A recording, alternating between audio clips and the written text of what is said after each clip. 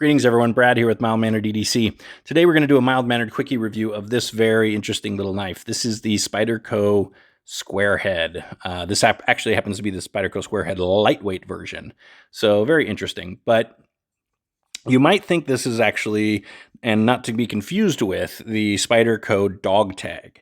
Now, the Spyderco Dog Tag looks very similar to this, but is actually, it's got a slightly different blade and is a Serge Panchenko design, whereas this is its own little critter, and it is actually a Daryl Kasten design, and you can tell that by his really neat maker's mark right there, especially if you're a sci-fi person like me. So very cool. And in fact, and by the way, I apologize for my mangled fingers. I've been doing a ton of yard work lately, and because what else are you doing here in COVID 2020? But no, seriously, my fingers are all just chewed up as usual. So sorry about that. They're clean, I promise. Yeah, so back to the point here.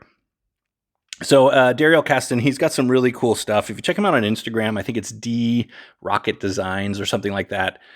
He's got some cool stuff he shows off, and he's got a great website too, and some pretty reasonable prices on what look like some really cool knives made with very good looking material. So if this type of shape or style is something you're interested in, and maybe you're looking for something a little more, upscale or even something custom, check it out. It's probably worth a look. Anyways, cool stuff. So let's go ahead and get into it with this little design. So I don't know if I mentioned this. If I didn't, I'll do so now. So this actually is a discontinued model within Spyderco. That's a bummer. Okay. But they are still available out there. You're still able to get them. I think you can get them on Amazon. I picked up this one from Knife Center.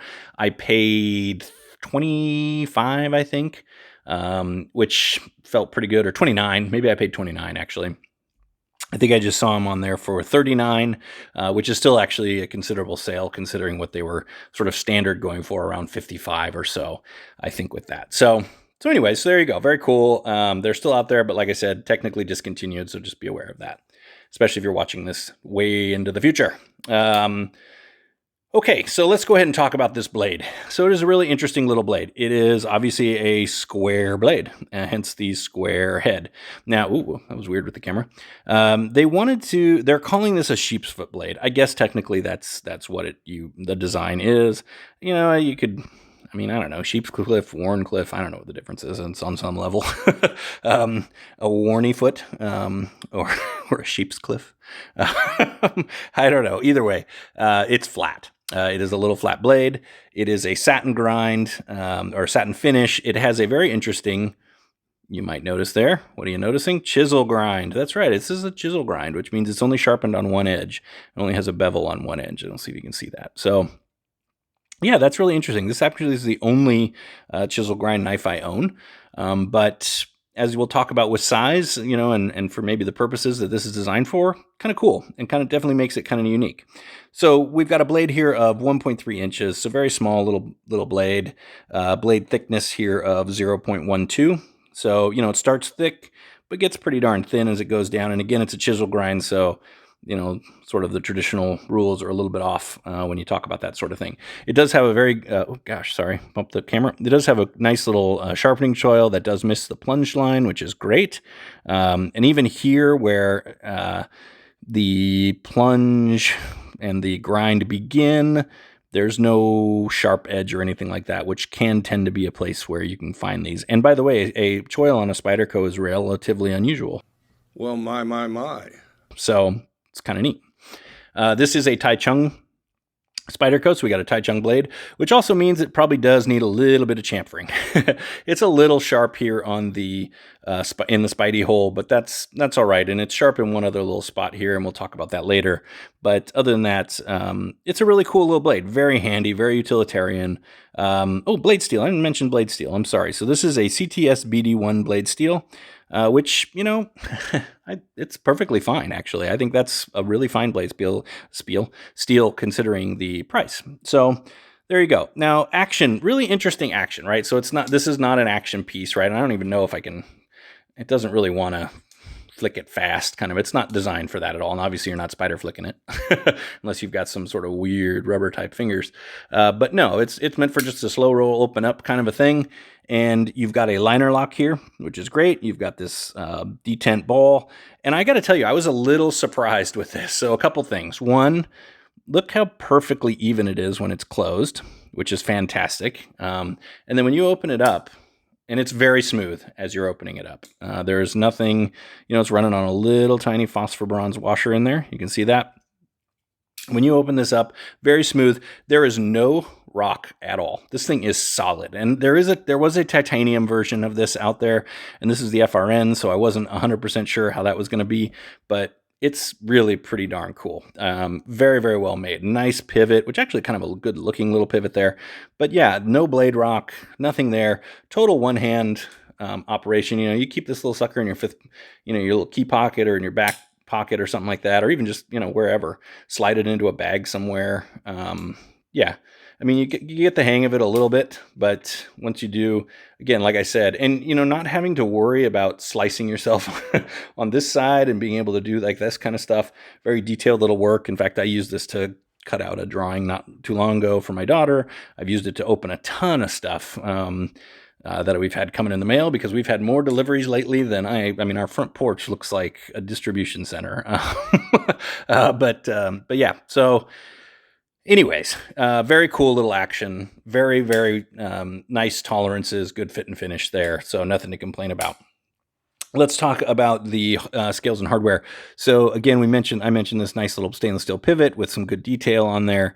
It does have this bidirectional FRN. So there you go, kind of traditional like you'd see on a Delica, which I don't have around, so I can't show you that. So there you go. It's essentially the same thing as Delica or any of the lightweight Spyderco does. Basically, it's their injection molded FRN. So that's one thing. It does have this little kind of slot here that I guess you could tie a lanyard to, or, put it on some sort of a strap or something like that. So that's pretty neat.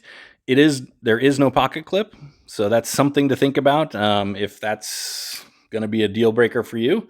It wasn't for me, because I didn't intend this to be something I was going to clip in. My pocket clip, I would tend that to be an everyday, something I would want ready and access, and just sort of my standard everyday knife with that pocket clip. Whereas this was not the intent of purchasing this. This was intended. I didn't understand a one word you said. To be a bit of a backup, or just an extra little utility knife to have around. And it's just awesome. And being as thin as it is, I mean, we've got a handle thickness here of 1/4 of an inch. So, 0.25 inches. That's pretty cool. And even the handle length in general is only 2.23 inches. So when this bad boy is all opened up, it's only 3.5 inches, I think, or 3.53 inches. And it's super lightweight. We're talking 1.2 ounces. I mean, you can barely, I forgot I had this. It almost went through the wash the other day because I forgot I had this in the pocket. So yeah, very, very cool. Scales and hardware, again, done as you'd expect from a Spyderco with an FRN or lightweight handle. So all that is great. Now, the only other thing I will mention on this knife is when it is open. Now, they did some really nice chamfering around the edges. I think you can see that around the edges here. It is definitely nice and smooth. There are no sharp spots or anything. The only sharp piece is right here. And I'm sorry I didn't mention this with blade. There is some jimping up here. It's reminiscent of kind of like the Native 5 jimping or something like that. But this edge right here on the jimping, and this little edge, even this one's a little better chamfered, but this little edge right here, so when it's closed, this is the only really snag spot, and it's right there on the corner. So you definitely feel that poking into your finger, and it's a little uncomfortable. So if you happen to grab it like that, you might notice that. I mean, you could knock that down, but anyways, but the rest of the FRN is very well sanded down, and a little injection molding spot there, but otherwise done very well. So, I think they packed really a lot of, so I believe, Mr. Kasten is an electrical engineer or something along those lines. And if this is one of his, and as this is one of his design, I mean, you can tell this is just engineered very, very well for something so small. There definitely was some thought and engineering that went into this. And I think the details, and it's typical, right? I mean, this is a Taichung Spyderco, so, the fit and finish is going to be great. But, man, it's just a really cool, neat little package for that extra little blade, and a unique blade, right, with that chisel. Just cool. I think this is really well done. Cool design. I'm not sure why they would discontinue it, frankly. Why? I'd keep it going or do different iterations maybe or something. But That's not me. I don't get to make those decisions. So, so there you go. But anyways, cool little knife. I hope it's something you found interesting. If you're liking these reviews, liking what I'm doing here on the channel, please feel free to subscribe. I really appreciate that. It lets me know folks are liking, kind of sharing their time with me and enjoying the sort of mild-mannered tone we're taking here with this, and I hope you're getting some information and having a little fun at the same time. So please consider subscribing, or at least giving the video a like would be greatly appreciated. So there's my plug there. But at any rate, this is a great little knife. Really excited to have it. Definitely give it a look. I would definitely go give Mr. Caston a look as well. Just got some cool stuff, especially if this type of style speaks to you. So with that, stay safe out there. Be mild-mannered to one another, and all the best.